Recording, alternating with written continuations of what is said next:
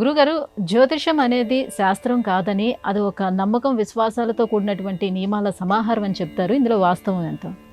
మీరు అడిగిన ప్రశ్నలోనే సమాధానం కూడా ఉన్నది.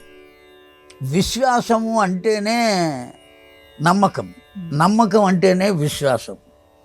ఈ విశ్వాసము అనబడేదే శాస్త్రం. జ్యోతిష్యం కూడా శాస్త్రమే. కాకపోతే ఆ జ్యోతిష్యాన్ని చెప్పేటువంటి వాళ్ళకి శాస్త్ర పరిజ్ఞానం పరిపూర్ణంగా ఉండకపోవచ్చు. పరిపూర్ణంగా శాస్త్ర పరిజ్ఞానం కనుక ఉన్నట్లయితే ఖచ్చితంగా వాళ్ళు ఏం చెబితే అది జరిగి తీరుతుంది.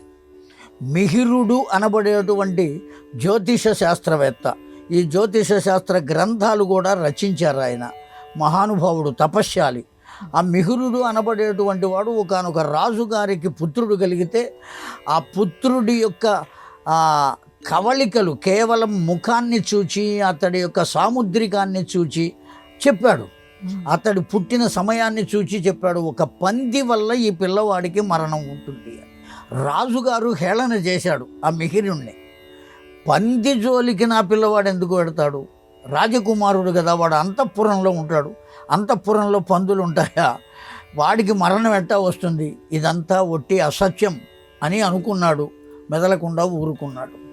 పసిపిల్లవాడుగా ఉండగానే ఆ పిల్లవాడిని ఒక ఊయలలో పడుకోబెడితే పైనుంచి ఒక పంది బొమ్మ ఆ పిల్లవాడి మీద పడి అతడు మరణించాడు.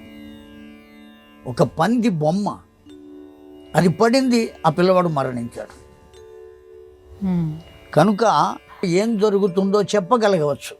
దేనివల్ల చెప్పవచ్చు అంటే ఆ శాస్త్ర పరిచయం వల్ల, శాస్త్ర పరిజ్ఞానం వల్ల చెప్పవచ్చు.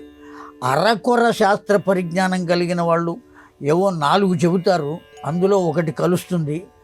అమ్మయ్య ఆయన చెప్పింది జరిగింది అంటారు. అపాయింట్మెంట్ రేట్లు పెరుగుతూ ఉంటాయి. అప్పుడు ఆ జరగని వాళ్ళు ఎవరైతే ఉంటారో ఇదంతా ఒట్టి అసత్యం, శాస్త్రం కానే కాదు, అదేదో నమ్మకంతో పెడుతున్నారు అని అంటారు. అంతే తప్ప శాస్త్రం శాస్త్రమే. కానీ ఆ శాస్త్ర పరిజ్ఞానం పరిపూర్ణంగా ఉండాలి. దాన్ని పొందడం కోసం అహర్నిశలు శ్రమ చేయాలి.